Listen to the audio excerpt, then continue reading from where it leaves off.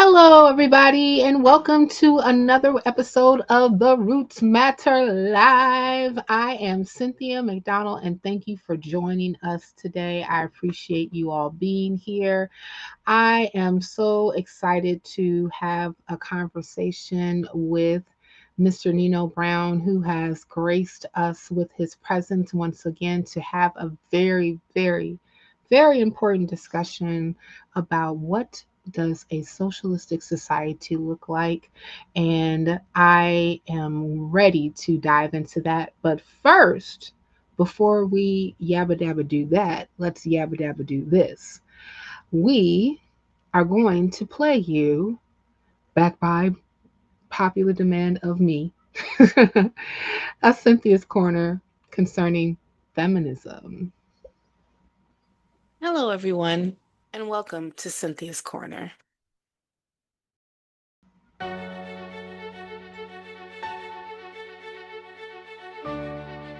Let me tell you about a conversation I had recently. So I'm talking to this guy, my barber, by the way, former barber now. We'll get to that. Just a regular conversation, and somehow we land on feminism. And he says with full confidence, right from the chest, feminism is one of the worst things that ever happened to society. Now, when somebody says something that bold, I pause because I'm thinking, okay, you must have something real to back that up. He didn't, at least not at the moment. He sits with it, thinks about it for 2 days, and then sends me videos because nothing says I've done my research like a curated playlist. And of course, it's straight out of the Manosphere Starter Pack. Marriage rates were higher in the 1950s. Women were happier before feminism. Modern women are too independent. Feminism destroyed the family. And then, this is my favorite part. He tells me he researched the data in those videos and challenges me to refute it. Sir, sir, you watched a couple videos and now you're assigning homework? Be serious. Let's talk about this data because this is where people love to sound intelligent without actually being rigorous. Yes, marriage rates were higher in the 1950s. That's true. You know what else was true? Women couldn't open bank accounts without a man. Women couldn't easily leave marriages. Women had limited access to education, careers, and financial independence. But somehow, that part never makes it into the graph. Because that's the thing about cherry picked data. You can make anything look like a golden age if you ignore what it costs to live in it. That's not research, that's selection. And that's deciding your conclusion first. Feminism is bad. And then going shopping for numbers that agree with you. And when you ignore context, ignore systematic barriers, ignore legal restrictions, you're not analyzing data. You're curating a narrative. Let me make this simple. If your argument is things were better when women had fewer rights, then your issue isn't feminism, it's equality. Now let's define feminism, since it's clearly been dragged through the mud. Feminism is the belief that women should have equal rights and opportunities as men. That's it. Not domination, not revenge, not men are useless, not the collapse of society. Just equal. And the fact that that makes people uncomfortable is very telling. As Bell Hooks put it, feminism is for everybody, not just women, not just one group, everybody. So if you feel personally attacked by equality, that might be worth unpacking. Now let's clear up what feminism is not, because the rebrand has been aggressive. Feminism is not hating men, destroying families, rejecting relationships, or creating some epidemic of miserable, lonely women with a lot of cats. And let me say this clearly. If women having standards suddenly feels like oppression, you might not be bringing much to the table. Insert the late Kevin Samuels here. Here's the truth that those videos dance around. Feminism didn't break society. It removed the guarantee. It removed the guarantee that a woman has to pick you, stay with you, depend on you. Now she chooses. And for some people, that feels like a loss. Because of feminism, women can vote, women can own property, women can be financially independent, women can leave harmful marriages, marital rape is recognized as a crime, workplace harassment actually has consequences. And somehow, this is what we're calling the downfall? Really? And even with all that progress, let's not pretend we're done. Women are still fighting for full bodily autonomy, still dealing with wage disparities, still navigating bias, harassment, and violence, which is why feminism still matters. Like Maya Angelou said, I am grateful to be a woman. I must have done something great in another life. And yet, women are still having to fight to be treated like full human beings in this one. At the end of the day, this isn't about data. It's about discomfort. It's about people who were comfortable in a system where women had fewer choices, trying to intellectualize why things felt better back then. And instead of adapting, they start podcasts. Or in my case, they pick up the clippers and start debates they're not equipped to finish.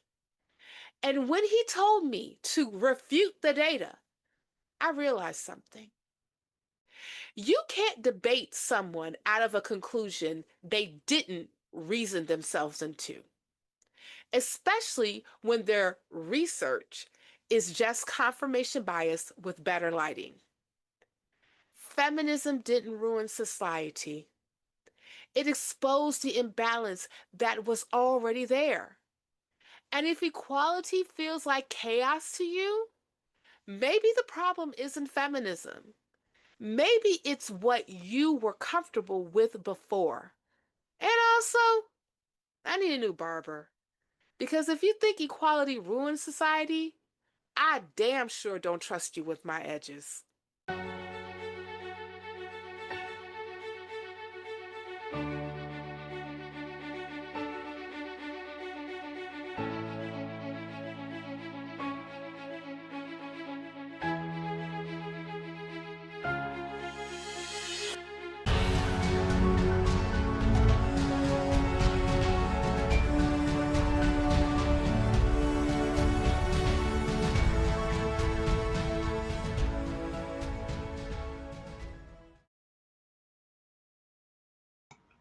All right, people. Yes, I am still also just want to let you know looking for a barber. If you are in the Chicago area and know some persons who can actually cut African American hair, especially on a woman, put them in the comment section below.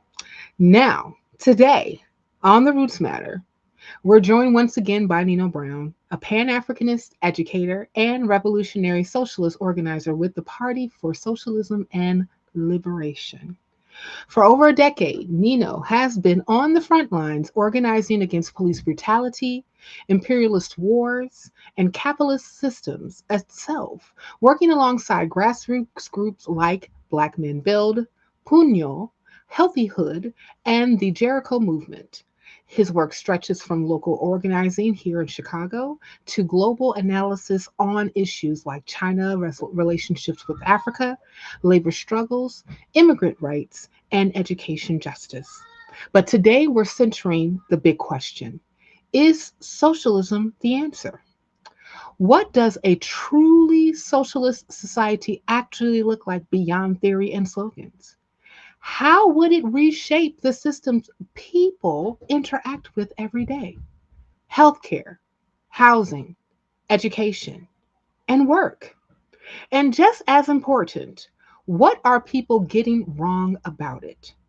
This is a conversation about power, possibility, and whether socialism offers a real path forward in a system that many feel is breaking down.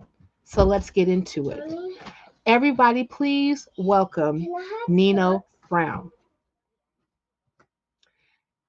How y'all Hi, doing? Nino. How you doing? Just one moment, please. Doing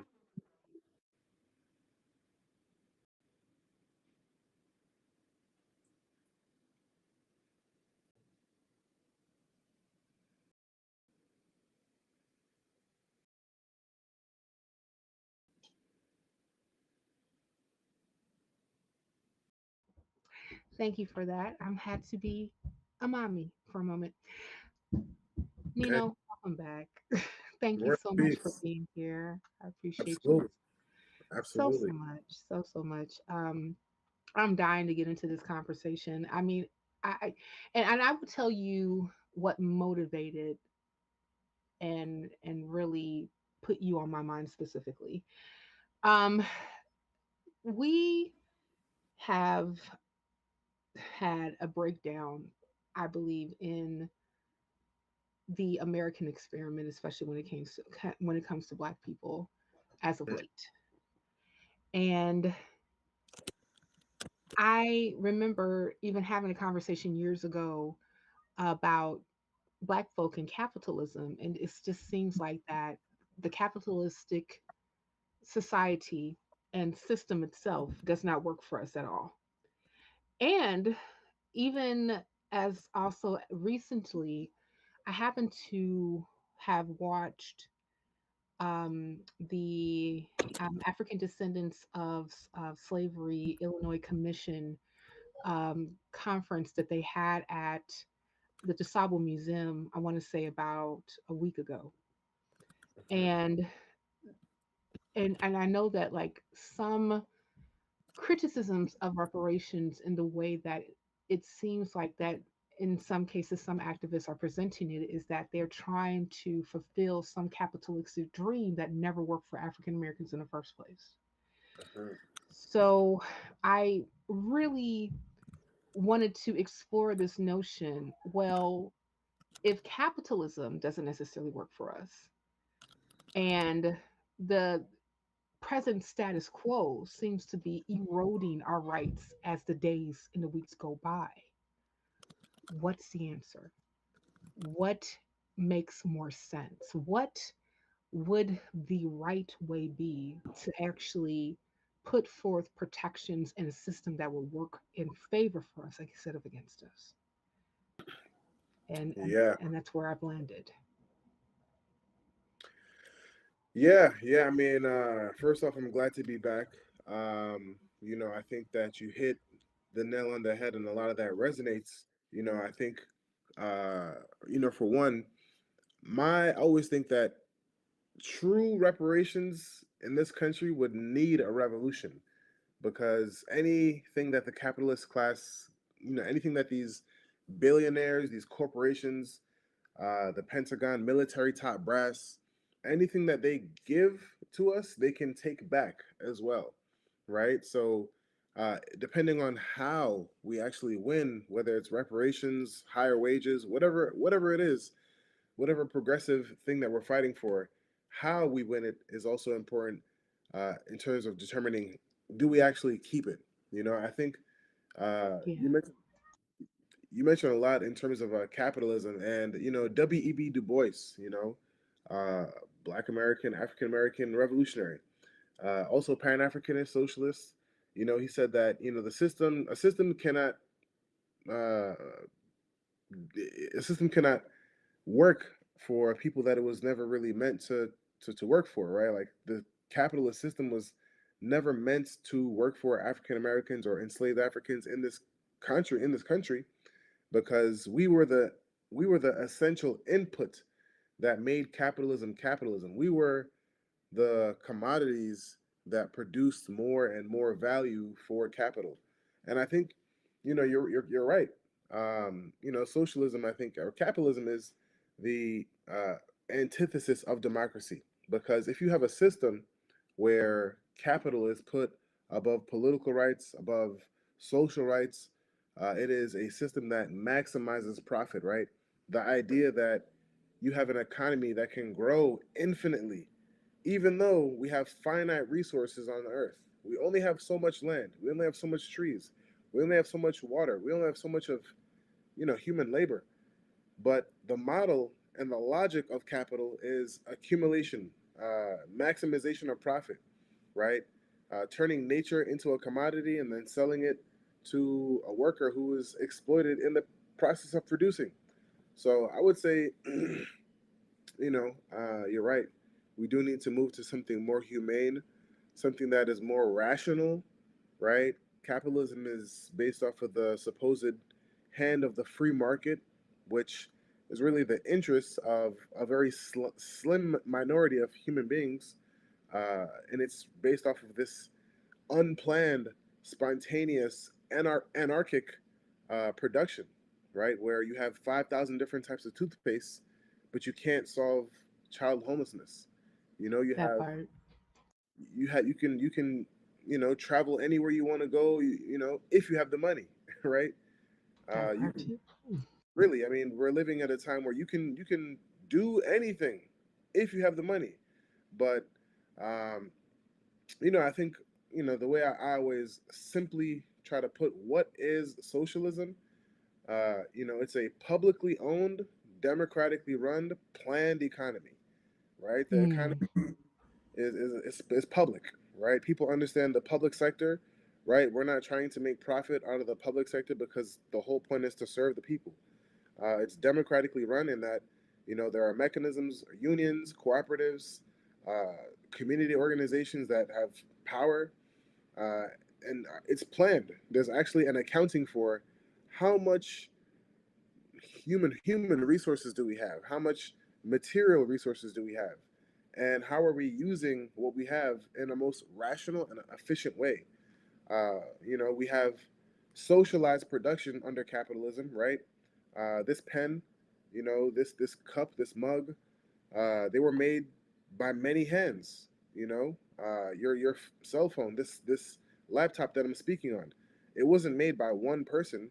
You know, the materials come from the Congo. The painting, someone painted it in Turkey or something. The motherboard was probably designed in another country, and it was assembled probably in China or Vietnam, right? Thousands and thousands of hands were involved in the process of the production of everything. Everything. Everything is produced socially, right? That's the thing. Capitalism is very productive. But the same way that that production is socialized, the wealth that is produced from that production is privately accumulated, it's privately owned.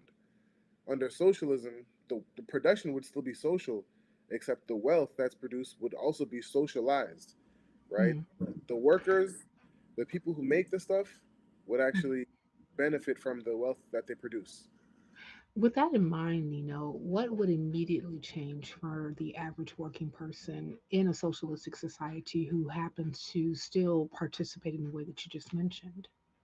I mean, I think about it like this. The first thing I think is the elimination of like existential financial terror, right? And what I mean by that, I mean, most people, I mean, you can think about yourself. Most people are one medical bill, one missed paycheck, one eviction notice away from a catastrophe, right? I mean, I would question to anybody listening to this, do you have $1,000 in your bank account? Do you have enough money for like a $5,000 emergency, right? I mean, these are the regular anxieties that most working people have because they don't make enough money to survive. They're working just to survive. And what do you call working just to survive? Slavery, right? So I think that's one thing that would immediately change is that people would be relieved of their debt. People would be relieved of the need to, honestly, pay for this enormous medical debt. A lot of people are going bankrupt because of that. But I think also on a very local, basic level, I mean, free transportation, right? We have had free and public transportation in this country before. There are developed countries that have this. It's not a pipe dream. Free education at every level, right? Student debt would be eliminated, right? Because if you look at places like even Germany, it's becoming more and more neoliberal. But there was a time in Germany where you could get an education all the way through your doctorate, basically for low cost or free, right? People would become more educated because education is not a commodity, it's something that is an inherent right. Also the working day. Yesterday was 2 days ago rather was May Day, International Workers Day. In the United States, people had to work 14, 12, 10-hour days. It was socialists that fought so you could have an 8-hour workday. And the whole formula was 8 hours for work, 8 hours for play, and or first for resting, and 8 hours for whatever we will, right? So when people say thank God for the weekend, I actually thank the socialist movement who fought so we could have a weekend. So we would have more time off, and we'd be able to actually enjoy the wealth of society that we produce, public parks, museums, self development, as opposed to working two, three jobs just to hustle to make it. That is, I find that so egregious that a person who has done all the different things that they were supposed to do in order for them to be able to live comfortably can't because all because things are too expensive because the there's the income inequality gap that's between the millionaires and the billionaires versus the average person that's on the bottom. And even when we even look closer, especially in marginalized groups, especially in African American society, the overt, planned decimation of the ability to actually create a comfortable economic base Hmm. completely complete and maybe I shouldn't say decimated because according to NPR when I was listening to it the other day they said decimated means reduced by 1/10, so I won't say that. Annihilated. Annihilated in some sort particular cases, and of course we can go by event after event after event of those things happening where the idea of being able to have a comfortable savings to actually take care of a rainy day is just not available to most people. Yep. You know, most people are a paycheck away from homelessness.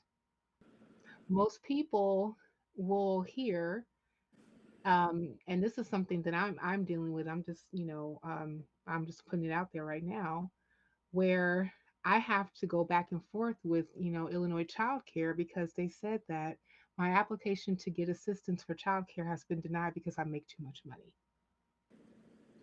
And and I said, well, my bills don't say that. So and I mean like and I know that I am not the only person that happens to deal with, different things of this particular nature.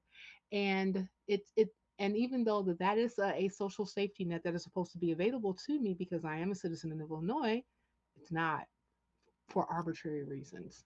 That's the crazy part about it. But there's still, people who would say, yeah, all that you're saying sounds good.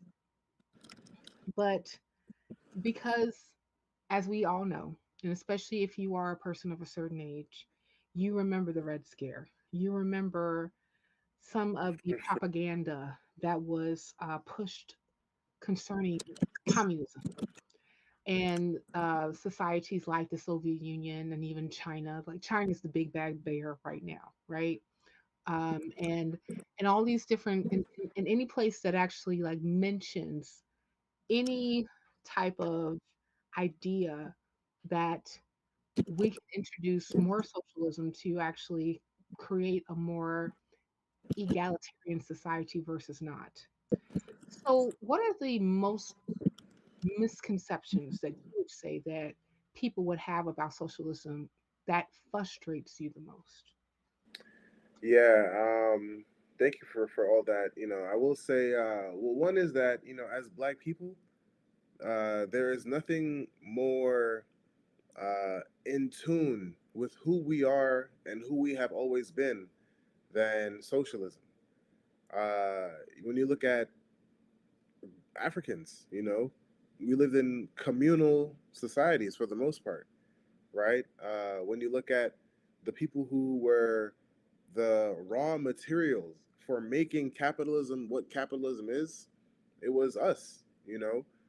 In fact, when you mentioned the Red Scare, the first Red Scare was actually a Black Scare. It was radical Reconstruction, right? It was after slavery ended, and it was the largest expropriation of private property in the history of the United States because that private property was Black people. Like they were property that was quote unquote expropriated. So, and also they were creating public schools for the first time in the South, expanding social rights, creating things like the Freedmen's Bureau. And this is at the same time, halfway across the world in France, the Paris Commune is happening, right? Where the first time where workers in Paris, they rose up and they controlled the whole city, right? And they abolished the property taxes. They abolished the requirement to own property to vote. So I will say one of the misconceptions is that socialism is like un-American or socialism has nothing to do with America. I mean, socialists fought in the Civil War. Socialists fought for the 8-hour workday, right? May Day, that's celebrated all over the world. All over the world, May Day celebrated. Socialism, there were utopian societies in New Harmony, Indiana. Like these socialist utopian communes. They failed because, the utopianism of them. But socialism is not foreign. This is before a Bolshevik was even a Bolshevik. This is happening in the United States. So when they say, "Oh, this is a Russian, a Chinese plot," they don't know American history. They don't know. They obviously don't know anything about American history. It's rife with socialists. They called, Mayor Mamdani in New York City a sewer socialist, and they call him a sewer socialist because the socialists in the early 20th century were heavy advocates for fighting for a sewage system. And now that's a derogatory term, allegedly. Uh, So, wait, I'm sorry to interrupt. So, he gets the moniker of sewer socialist, referencing fighting for a sewer system to actually take um, human waste away from the city so the people can actually not die of like cholera or some type of other, like, consumptive disease that could be caused by excrement that could be in the city itself that's around you. Is this what you're telling me? Yeah, basically, it was a term that was coined, actually in New York City, Mm. where, if you've ever read, I think, Upton Sinclair's The Jungle, The Tale of Two Cities, actually, The Jungle, rather, where they write about just like early New York City, early tenements were just like 20 people living in a room, just fit like, just not very sanitary conditions, and it was socialists who were city councilors, who were local elected officials that fought to establish a centralized water power system, like clean up New York City. So I think this is the first, I think, misconception is that socialism is uh, some foreign Chinese Russian plot. That's first and foremost. Secondly, I would say that people say that socialism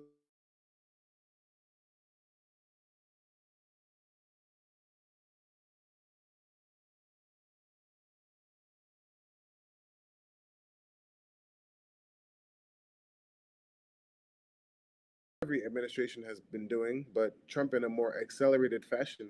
is destroying the social safety net that we have created in this country, which was created by drumroll socialists. you know, uh, Yeah, the whole idea of I think, Medicare, the whole idea of unemployment insurance, the whole, yeah, like before that you would just die. food assistance. Yeah, yeah. Before that you would just die. Yeah, I think that Like, I, I'm sorry to interrupt again, but I just it just popped in my head. I think that was one of the main issues when we're having conversations like this is the people's lack of knowing what American history is and what it was. And what I mean by that is that how many people have studied the Dust Bowl? mm, How many people are aware of the stock market crash in 1929 that led to it?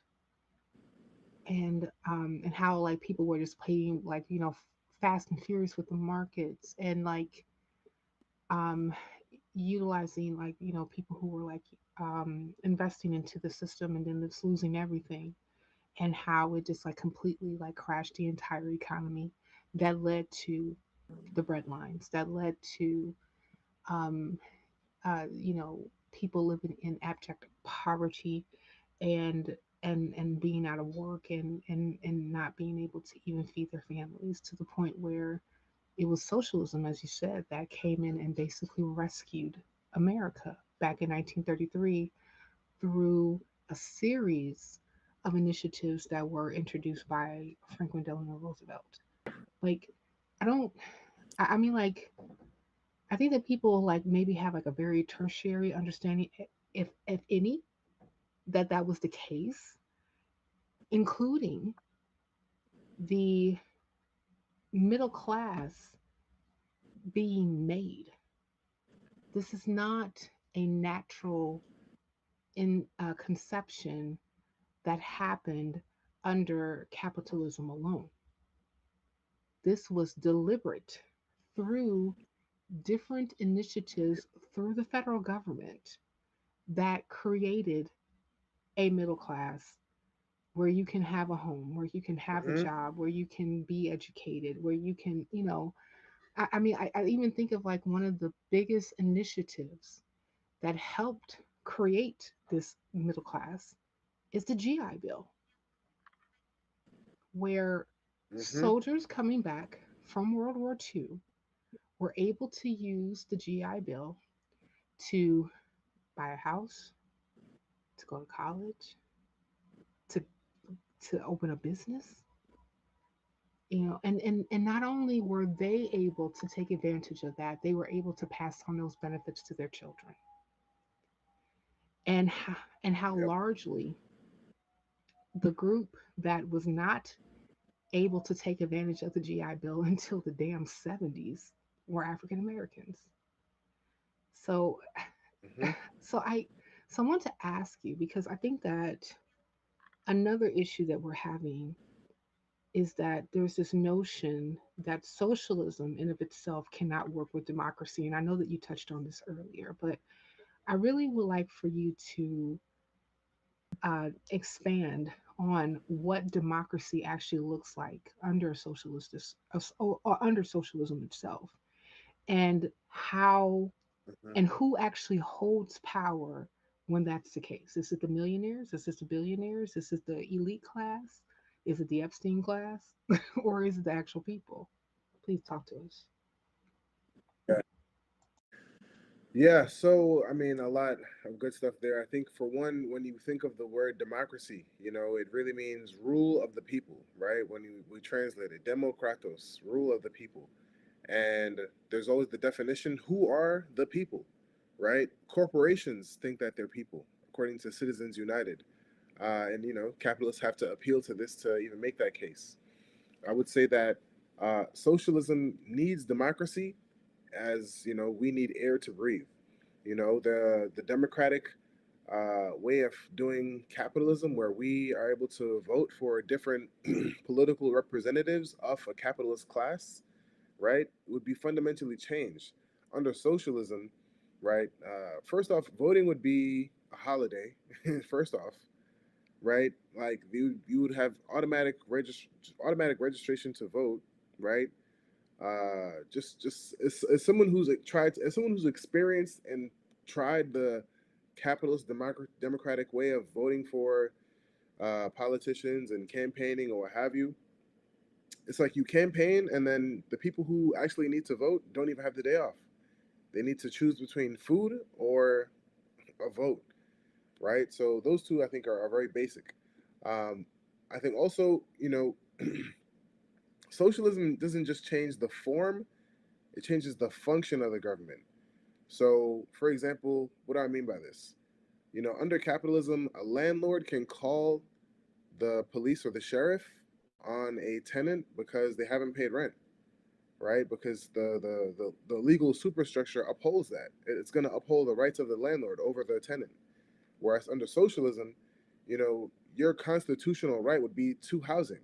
So anyone who's denying you of housing would now be liable to be in the crosshairs of the state and crosshairs of really the government.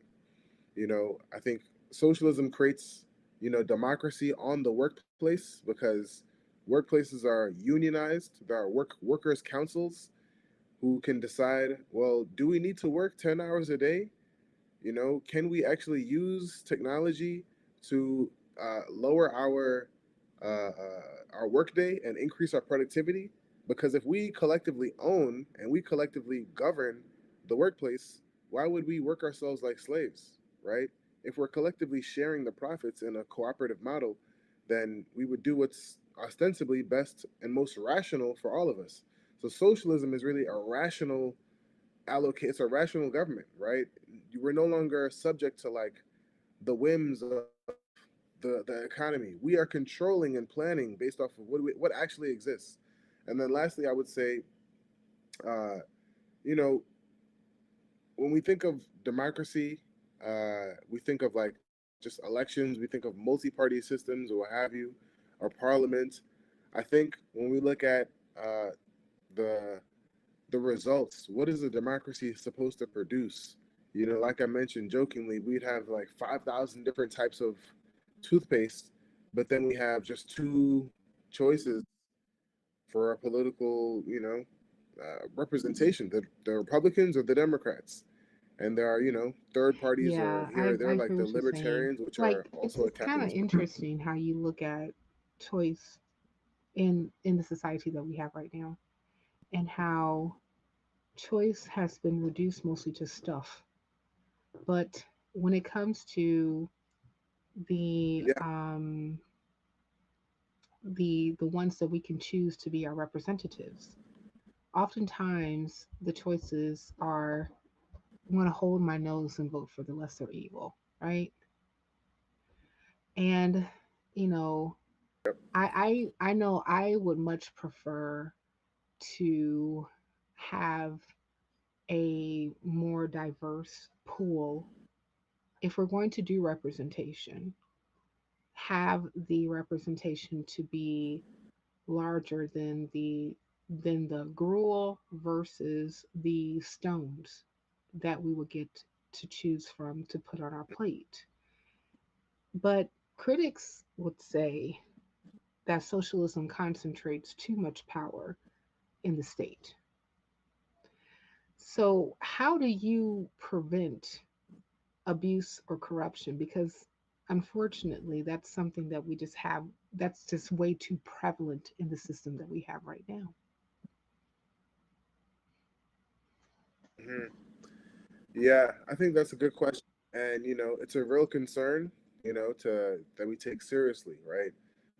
The history of the 20th century I call them socialist experiments, right? Because that's really what they were. They were experimenting in socialism, whereas capitalism has had hundreds of years untrammeled, unstopped, just genocide, war, invasion, conquer, genocide, conquer land, whereas socialism, it wasn't developed under the most ideal conditions, right? Fidel Castro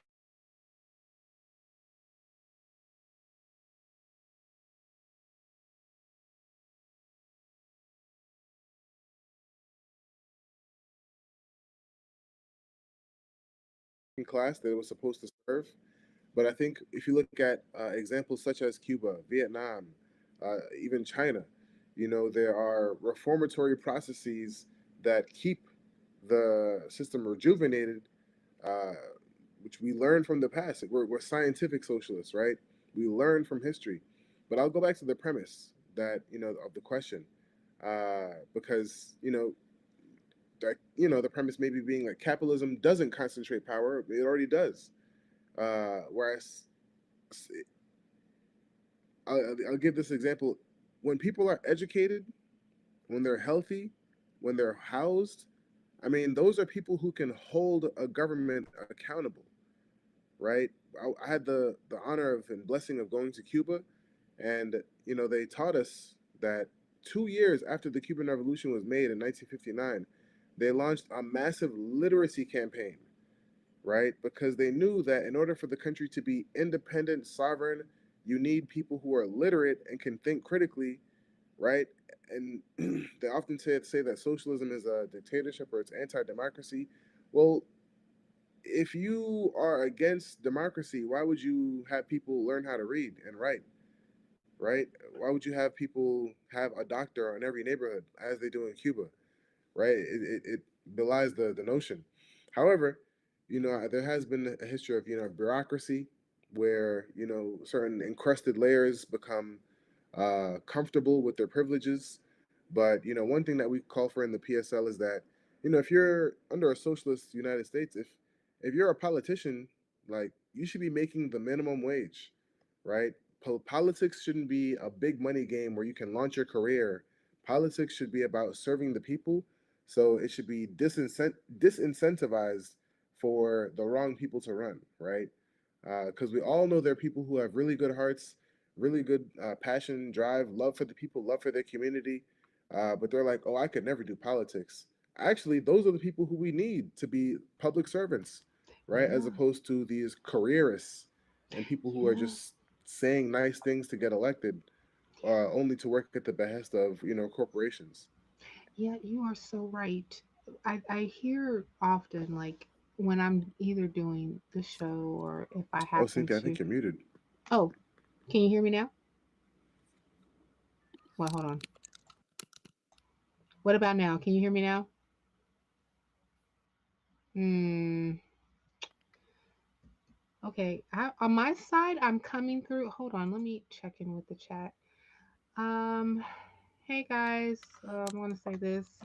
Hey guys, you can hear me? Okay. Nino, can you hear me?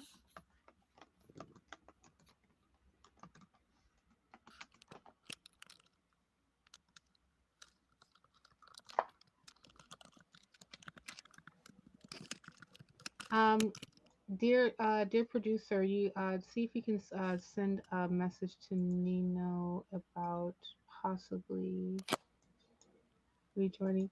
Yes, yes, yes. Rejoin. Nino, can you hear me? Nino, can you hear me now? Can you hear me now? Okay. Yeah. Guys, we're gonna have Nino rejoin us in a moment. Damn, which is a shame because dude was cooking. He was cooking. So hopefully he can go ahead and rejoin us pretty soon and we can go ahead and continue the conversation. Thank you, chat. Thank you, Theo, for actually chiming in. While we are waiting for Nino to go ahead and rejoin, please, guys, I'm just going to just encourage you to please like this video, share it on your various social media platforms. Also, make sure that you are commenting below. Let's keep the conversation going. All those things actually help the algorithm. So, and actually push this video out so that we can have more people actually join the conversation and really be able to participate as much as possible. And I see that Nino, you are back. Can you hear me, fam? Yes, yes, Yes, yes. Technology is great when it works. exactly. Uh, um, but yeah, I was just telling the chat, I was like, dang, it's a shame that we had to go ahead and interrupt because of technical difficulties. Because, bruh, you was cooking. You was cooking. But to your point, when we're talking about like people who are like basically enriching themselves to become careers like in Congress, you are so right. And one of the points that I was going to make is that I've heard on, when I would listen to other folks when they're talking politics, right? That they may have a desire to run, have good ideas, hate Citizens United. I think that one of the worst decisions that ever came down from, well, there's plenty of horrible ones, but one of the worst ones, specifically talking about like how we raise money for campaigns, is Citizens United. Hmm. um, just the whole notion that corporations are people and that you can amass like these insane amounts of money in war chest in order for you to be able to run a campaign is like insane to me, especially when you think about, as of that decision, all the money that has been raised just to try to get somebody elected. And we can think about like, shit, that could have been Medicare for all. Hmm. That could have been a universal basic income. That could have been a substantiation of Social Security. That Hmm. could have been childcare. That could have been, creating, to building more housing that's actually equitable and affordable. That could have been investment in our education system, But instead, it's like I was like floored even when I thought about how uh, Kamala Harris, Hmm. in what I want to say, like the first couple of days that she started her campaign to run for president after Joe Biden stepped down, Hmm. amassed, I want to say, over $4 billion Yeah. in a couple of days. And I mean, and some people will say, well, that's needed because of the opponent that she had. But I mean, why is that even needed in the first place?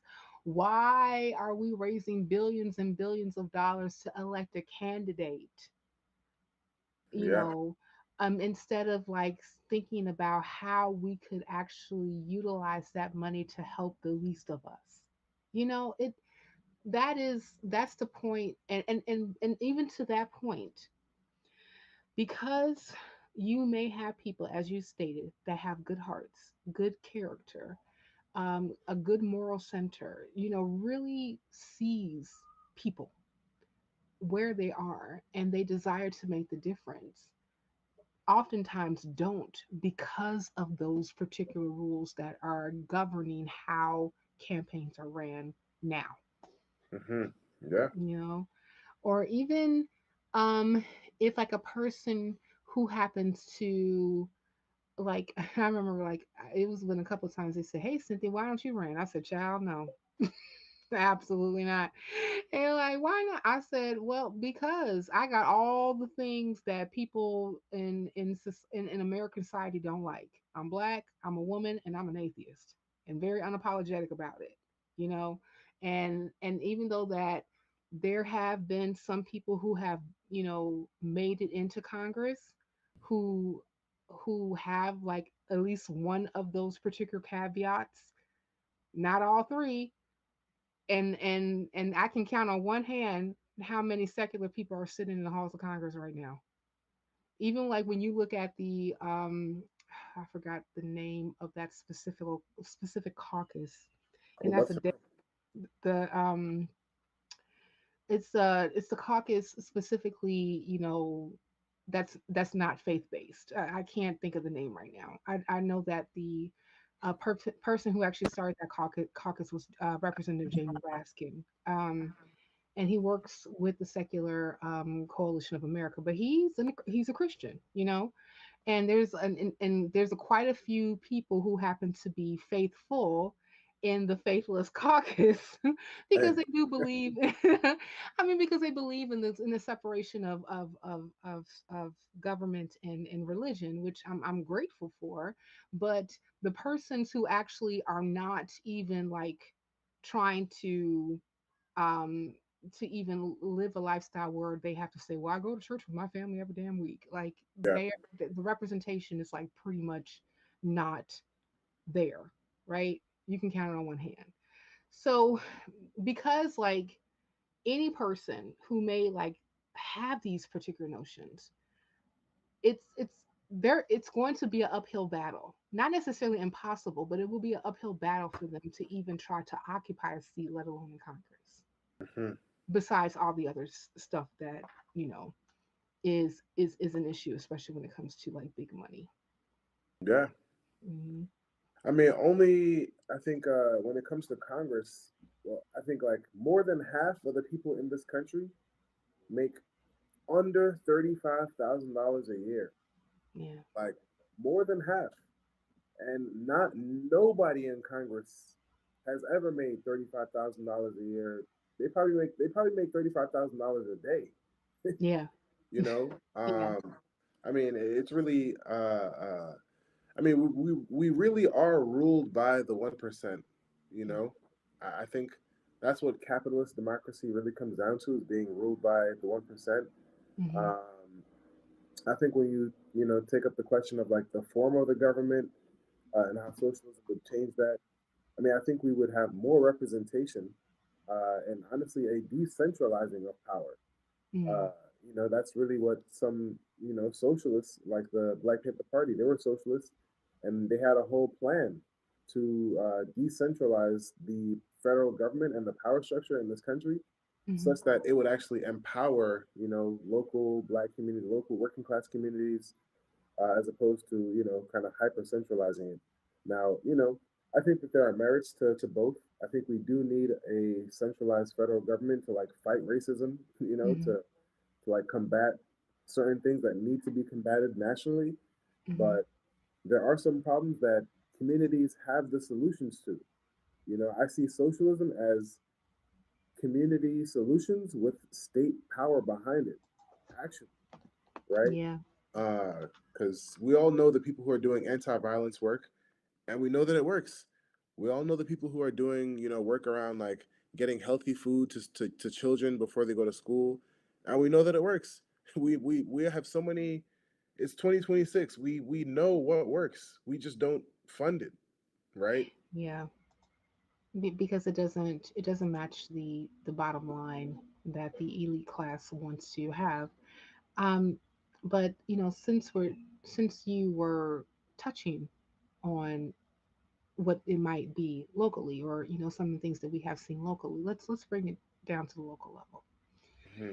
So, if Chicago moved towards a socialism tomorrow system, Hmm. what would be the three changes, the first three changes that people would notice? I think number one, housing, right? I mean, I think the number one population that's at risk of being homeless in the city of Chicago are Black men, right? Followed by, I think, Latino men, right? And, I mean, when people say, well, how would socialism help Black people? It's like, well, housing would not be a commodity that you buy and sell. It would be a fundamental constitutional right.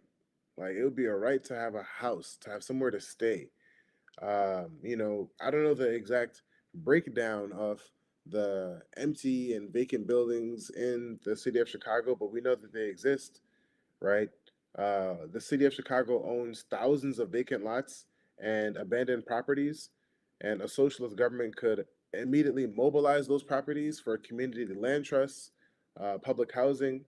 Not like the defunded Cabrini Green projects, but actually build housing, which is that's how a lot of white or European immigrants, that's how they were able to kind of come up.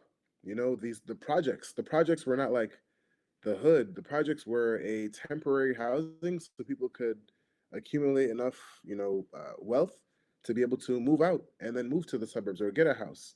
Now, because of the permanent precarity of capitalism, people are stuck in the projects. You know, Yeah, uh, so I think yeah. housing, yeah, No, no, I agree with you. yeah. You So know, and yeah, go ahead. I'm listening.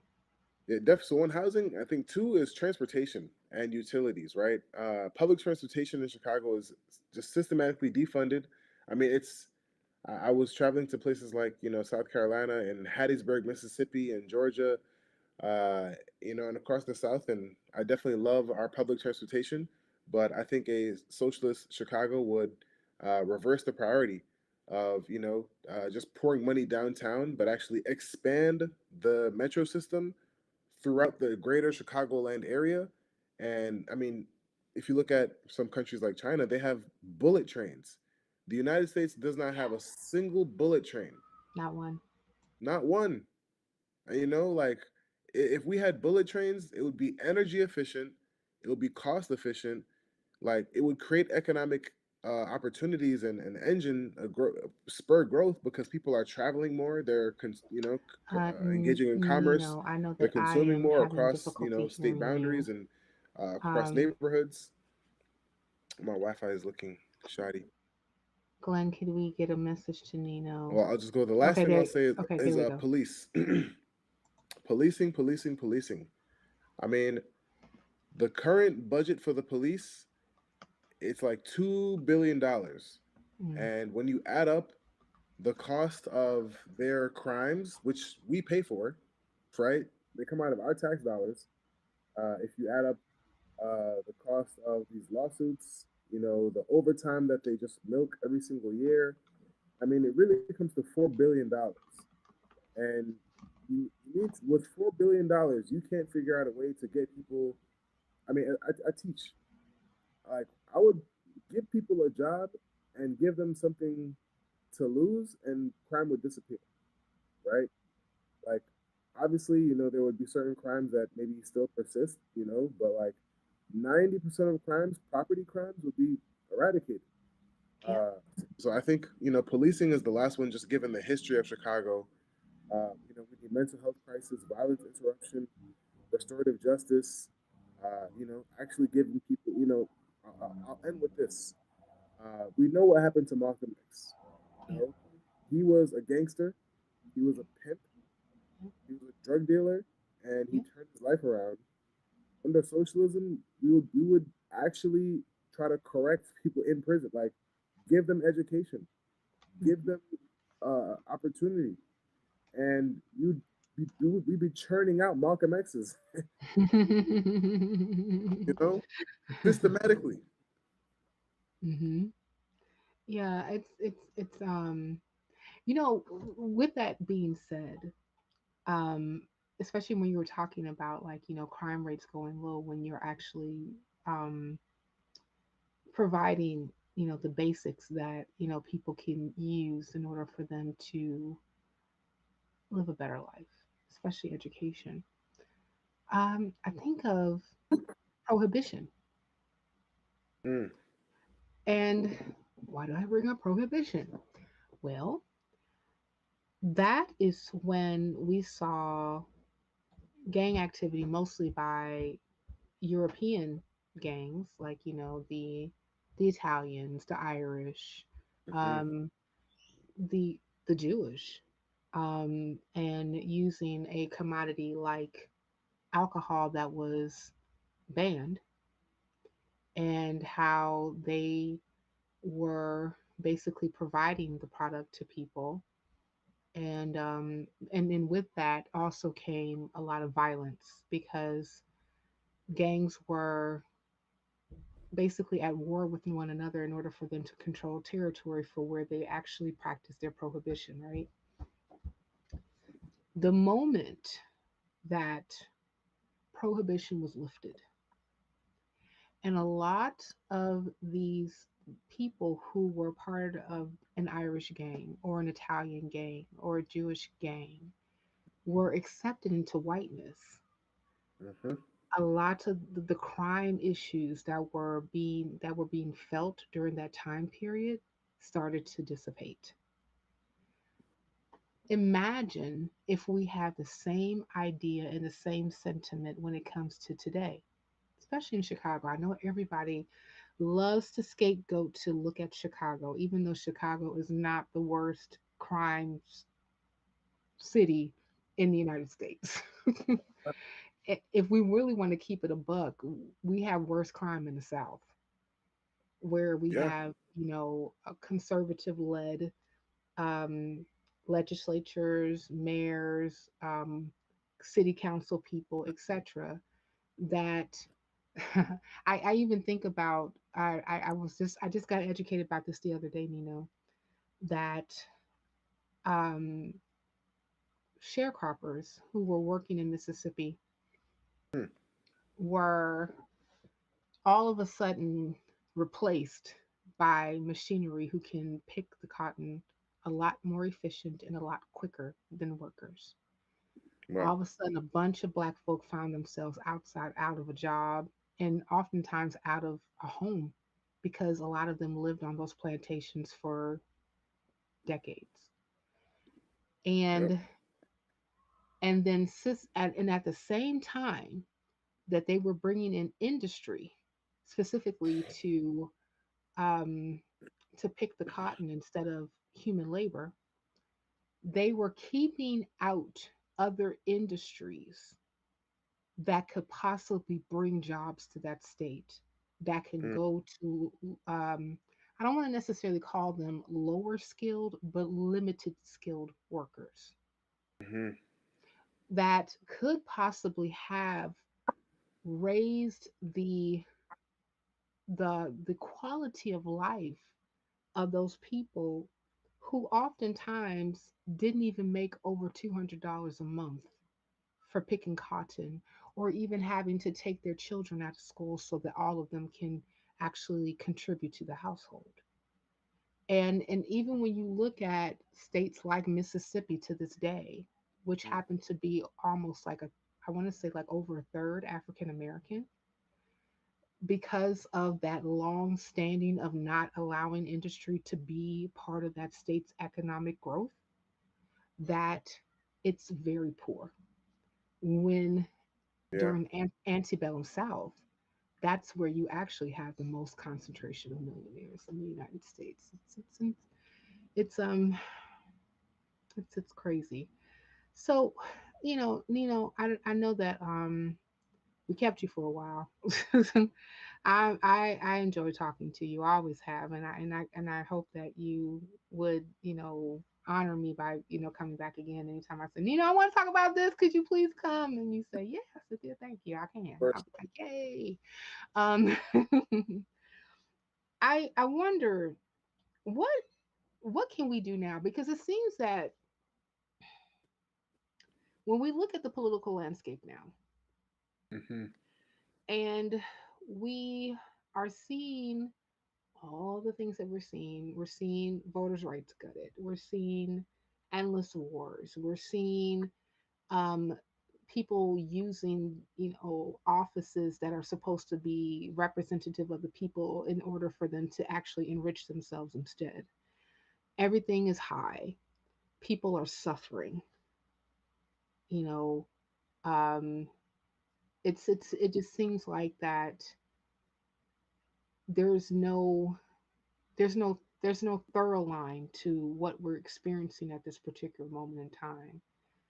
How do we get to, I don't even know if we can call it utopia, but to some portions of sanity where we can actually take some of these sentiments that is socialism, that defines socialism, and actually make it a part of our living now. What does that look like? What can we do?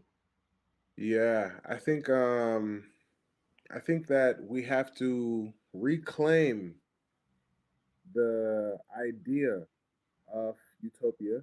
First off, you know, I think it's not utopian to believe in a utopia, Okay. because we are living in somebody's fucking capitalist utopia. Yeah. You know, and it's there's an African proverb that it goes, what's normal for the spider is hell for the fly. Mm. And when you look around, I'm just like, well, yeah, this is what capitalism does. This is it. This is cascading ecological crises. I mean, I don't know what point we're in the ecological clock we're at. They say, oh, after this year, we can't. And then that year passes, and then the scientists say, "Well, no, really, this year," and then we pass that point too. So I think what's needed is, I'm a Marxist. I'm a Marxist, and we believe that capitalism is based off of fundamental contradictions, contradictions that like they capitalism cannot solve.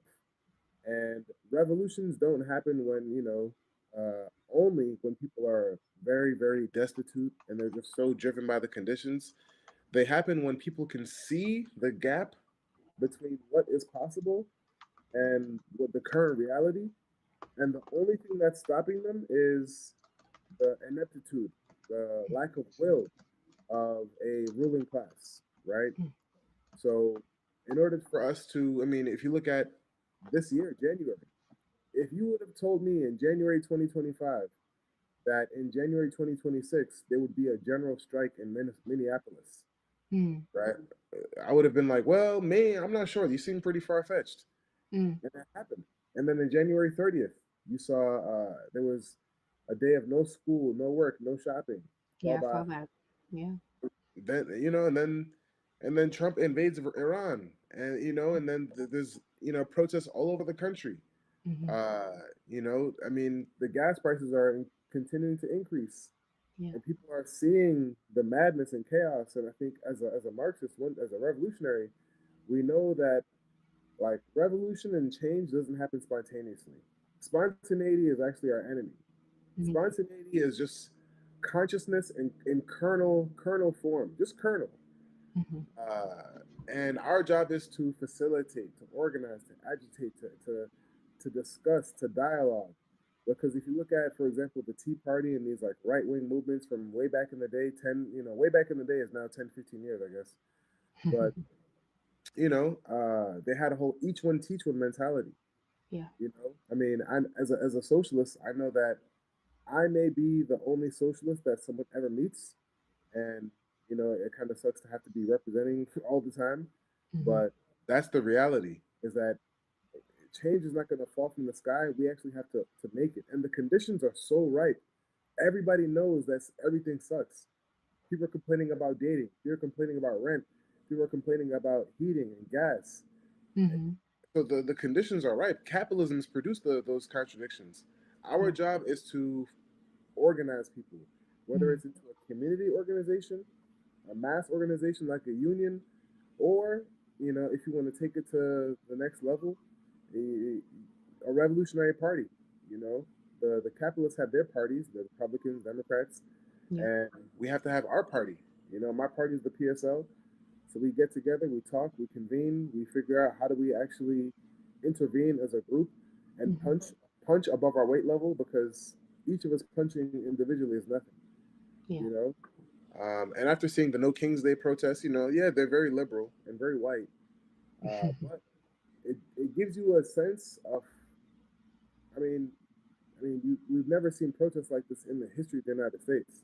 Yeah. You know, That's true. it's we can critique it, but it's actually historical. you Yeah. know, Yeah. uh, and so yeah, there's potential, but that potential doesn't do anything. We have to actually be active and Mm. act. I'll end with this. Che Guevara says that the revolution is not an apple that falls from the tree when it's ripe. Mm. You have to shake the tree. You can't just Mm. wait for the apple to fall. You got to shake the tree and make the apple fall. Yeah. What was the? I think there was a Caribbean song about the big tree being cut down by the small axe. Hmm. Mm. And Small. yeah, because like I often think about, especially like when you were mentioning like you have the PSL party, right? And and I dig you guys. Of course, I visited a couple of you guys' like events in the past, and I think to myself sometimes that how do we get through the noise? Because the I think if I'm going to show my age, and it's okay. I remember when the I want to say the 19. I don't know if it, no, it wasn't 1988. It was 1990. It was between 1991 1992 presidential election, and how Ross Perot was able to make enough of a dent in the electorate to make it to the debate stage. Him Mm, and his running mate, right? And that was like the first time in years that you actually saw an independent on the debate stage that was actually considered seriously, that was able to make a presence in how people voted, right?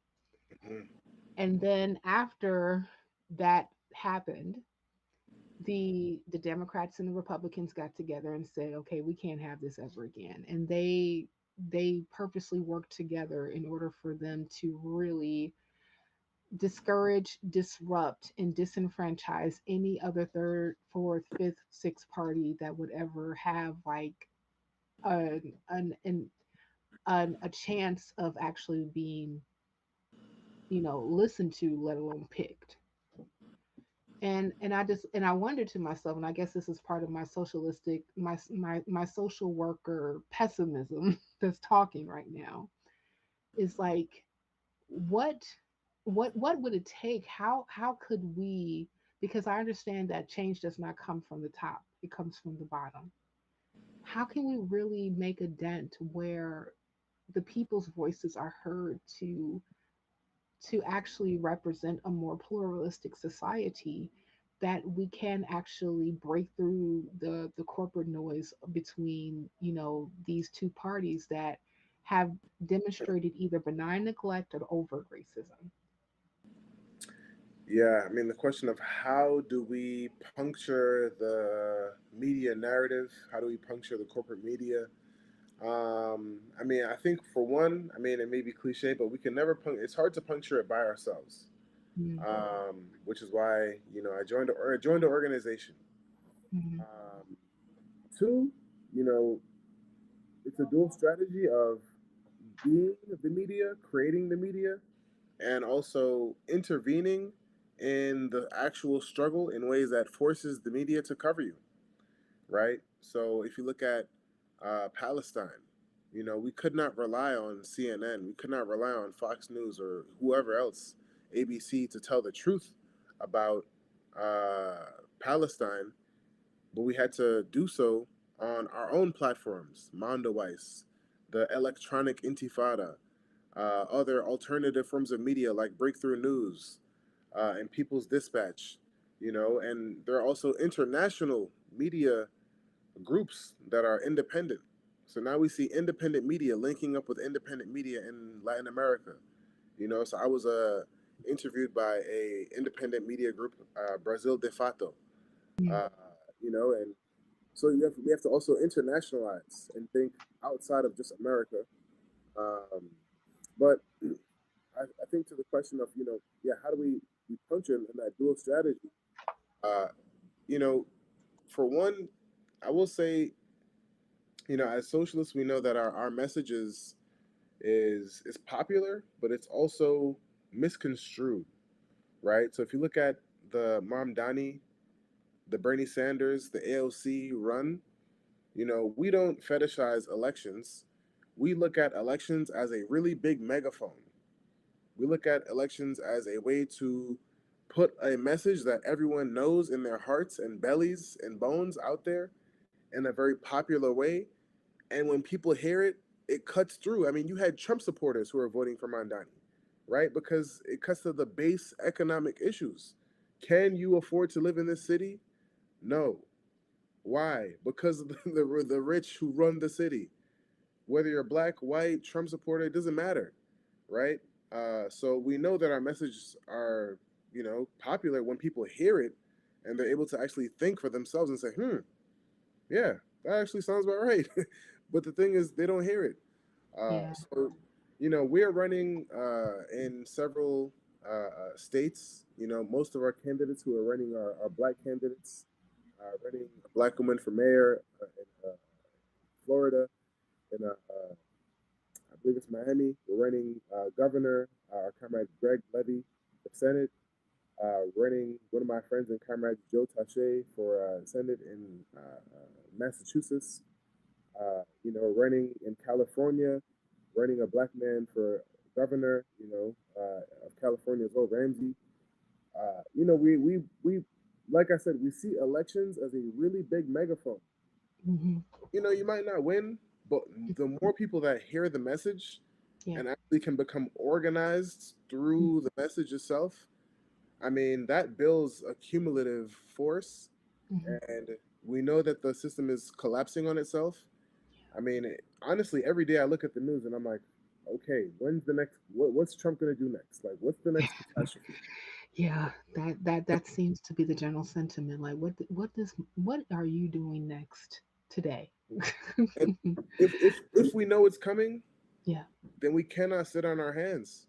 If we know that Mm-hmm. it's coming, then we have to like start to get ready. And getting ready means it means organizing. It means building networks wherever you can, right? Mm-hmm. The things that you think are small now, but then when there's a crisis, when there's the potential of martial law, maybe Hmm. that little reading group that you had is more important now because you're like, I have a group of people who I know, I have some relationship with, and I can talk to them about what's going on. I mean, that's great, even just for psychological safety, right? Yeah. The little things we do now become magnified during times of crisis. Mm. So we have to do the little things now because we know that crisis is like it could happen next week. Literally, it could happen next Monday. That's that's very true. And yeah, because I do wake up, in sometimes like existential threat mode, like what's going to blow up today, and when will it actually hit my house? Please don't, but I feel that way sometimes. I think that I'm like one of 300 million in the United States that lives with that dread, because I'm always concerned about what happens. But to me, it sounds like that you're on Malcolm X's side when he said that we're not outnumbered, we're out organized. Absolutely. I mean, Yeah. half the country is basically like poor, but Yeah. like so I know when they try to come up with these like ideas, I just think of I'm like half the country is poor. Like if I was making $35,000 a year, what would be on my mind right Mhm. now? you know, Mhm. survival. Yeah, exactly. Yeah, I would be thinking about like, if that was my salary, I'm trying to figure out how am I going to keep a roof over my head? How am I going to feed my family? How I'm going to keep my lights on, right? Yep. I, I'm going to be searching for every resource possible. I would be one of those people that was on the other side of me saying, "Hey, Miss Cynthia, um, my my lights are going to be cut off because I don't have any income right now so that I can pay it. Can you please, you know, um, talk to the company, talk to ComEd for me, do something because they're going to cut my stuff off, and my medication needs to be refrigerated. That I mean, like those are the things that I would see, and then I would be thinking to myself, I'm like, I'm one paycheck away from being that person. Yeah.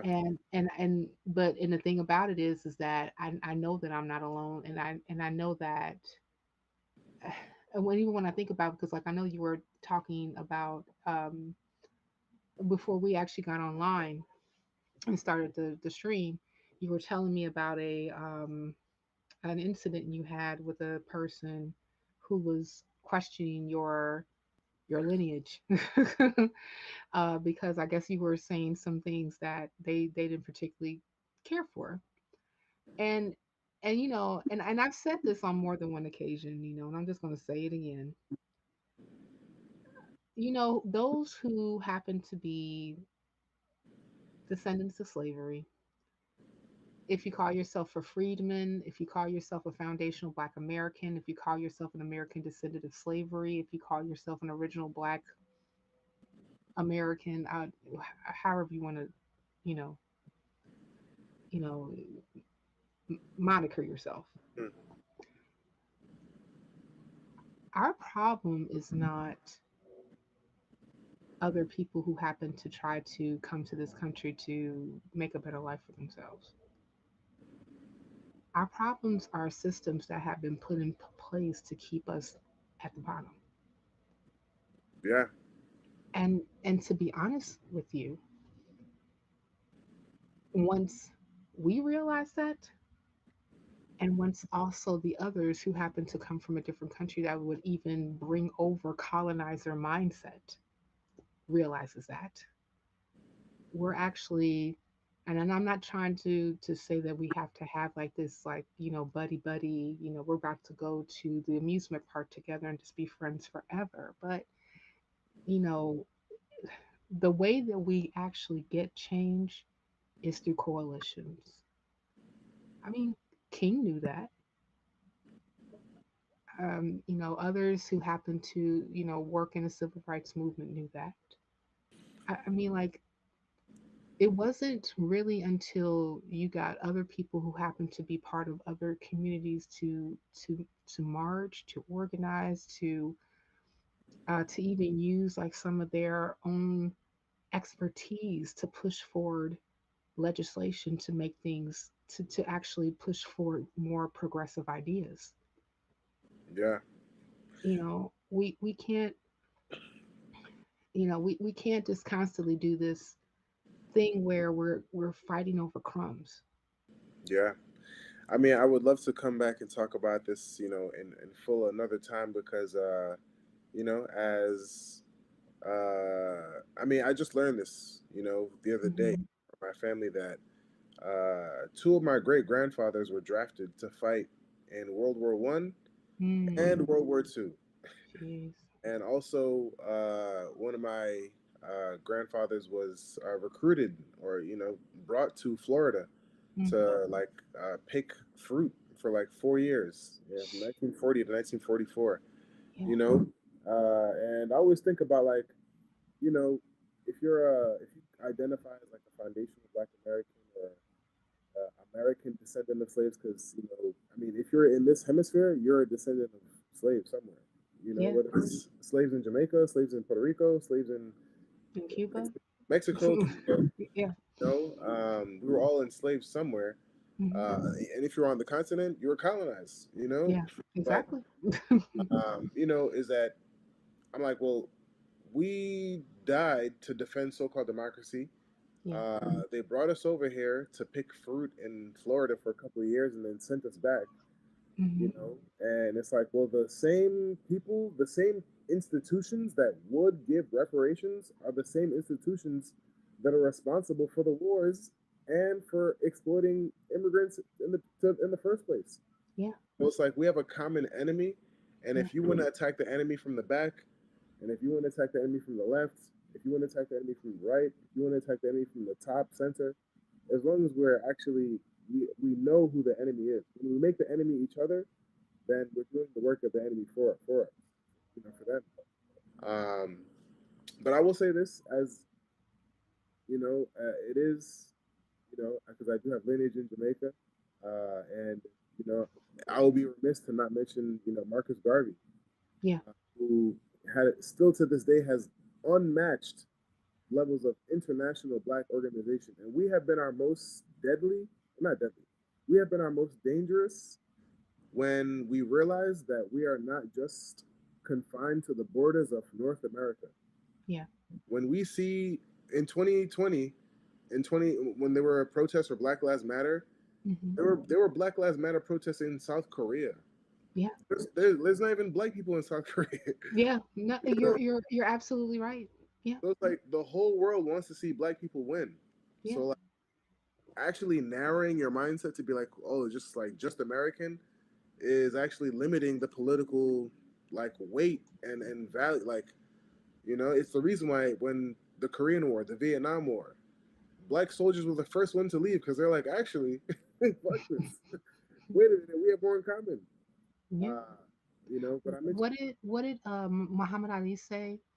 He said, "Why would I go to Vietnam to fight your war Yeah. And there has been no Vietnamese that called me nigger. Yep.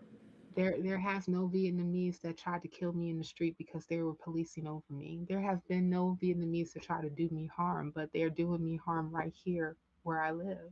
Why would I fight your war? Yeah. I mean, I could talk about this all day, but I will say the people who are oftentimes upset about immigration. So now we do have Vietnamese in the United States, Yeah, and now we do have some of these other nationalities in the United States. we do. They recruit them into this like white American mindset. So They do. they probably might call you they might call you nigger now, Yeah. you know. But Yeah, but we also have to understand where that sentiment comes from, exactly, and yes, we're definitely going to have a conversation just on that because I know that you have a lot to say about that. So do I, but I know that like I don't want to keep you, that's forever. And what you have given us, has been rich, and I'm so grateful. I'm very grateful for young people like you that are out there, that's organizing, that's keeping these ideas and also putting not only just saying it but actually like putting your money where your mouth is, and that's something that um, is much needed, and it's more needed. And I'm hoping that we can get to the point where we are actually taking a lot of the food that you have given us to eat today and really like packing it in so that we can actually feed it out to others so that we can actually create this I would call it the more perfect union that yeah. we would actually we actually would want to see and want to live in. So I will be in touch definitely. Oh, we can have a part three with Nino Brown. No, I mean, Oh, time, I'm sorry. Say that one more time. anytime, anytime. I appreciate that so much. Also, keep in mind that you be everywhere. So, before we actually wrap everything up, Nino, if people want to learn more about the work that PSL does, and also, maybe like even, and also talk about like some of the literature that you have contributed to and written, um, how can people find that information? You can go to Instagram at PSL Chicago, PSL Chicago, or Instagram at PSL National. And if you go to pslweb.org, you can find a whole sort of other links to check out literature. The one specific plug I will give is liberationschool.org. It's a educational website that centers socialist politics. You can find this book. I'm not sure if you can see it. It's called Socialist Reconstruction. It is, we had the first Reconstruction, we had the second Reconstruction with the Civil Rights Movement, and now we need a socialist Reconstruction in line with that history. Um, a better future is possible, right? It's within our grasp. So that's where you can check us out. And 1804 books, if you're interested in any literature, 1804 books that I think it's .org or .org. Um, there are books on Black, African, Asia, Latin American. Basically all the stuff that they're trying to ban, you can find on 1804 books and more. And you said 1804 books. Let me see if I can pull that up and put that in the chat I got it right. quickly. Oh, there it is. 1804. Oh, it's a book. It's a bookstore in New York. Yes. Mm, I may have to take a little trip to New York. Every time I go, I lose so much money because I just they Yeah, make amazing. Well, I know like the two things like I remember the last time that I actually was in New York and Brooklyn because I have like family there. Oh, Era try again. Okay, that's how you feel. You tripping, Jack. Mhm. Um, I I remember like we spent a good amount of money on the bodegas, Mm. and I spent a lot of money. I would say that, and this is just my own opinion, that some of the best patties that I had outside of Jamaica were in New York, Yeah, bodega. that's one thing I need. I mean, I need a couple more Caribbean people to come to Chicago.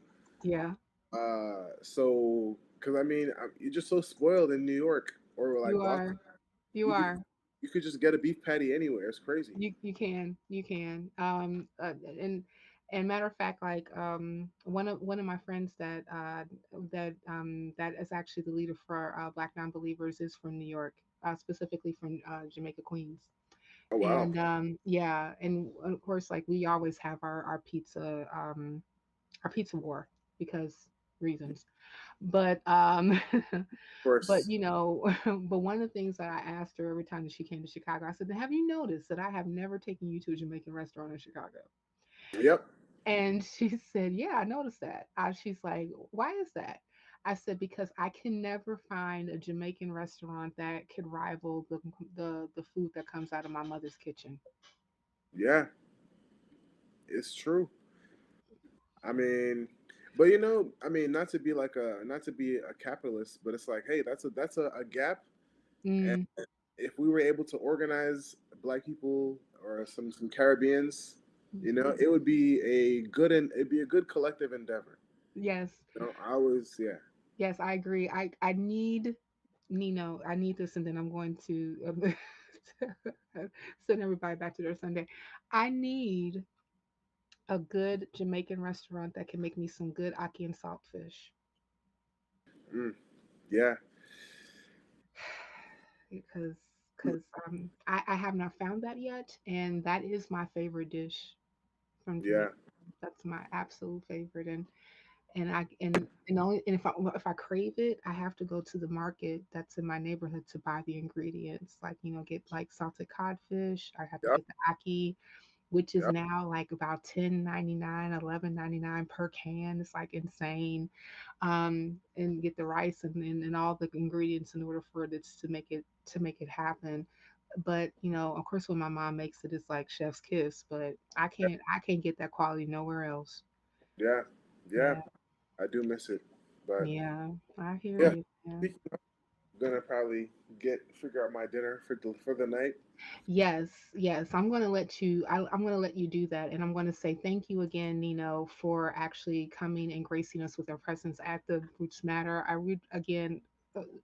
Rich, I ate tonight. I really did, and I hope that people that was in the chat felt the same way. Just wanted to tell everybody again, make sure that you are liking this video, sharing it on your social media platforms. Even if some people weren't able to watch it live tonight, you can always watch it back. It will be up. Also. Make sure you are commenting below, and if you all appreciate and have the means to do it to support this channel, please consider becoming a patron. You can go to www.patreon.com/camglamming and you can contribute as little as $1 to $3 a month, man. That's all, $3 a month. Now, Mm, also, yeah. also, just to give you guys a tease, our next interview will be in 2 weeks. And we're going to be talking with Dr. William Darity Jr. He's the foremost scholar speaking on reparations and activism in the current climate. So you're not going to want to miss that. So make sure that you guys are looking out for that particular stream that's going to be coming up soon. And with all that, and I would also like to thank my executive producer, Infidel64, for pushing all the buttons and getting the goblins out of the cobwebs and also out of the wires. I do appreciate you so much. And Ray, his partner, that's behind the scenes as well. And as I like to say on all the ends of all of our streams, guys, make sure you stay grounded, Make sure you stay aware, stay hydrated, and remember, at the end of the day, the roots matter. Take care, everybody.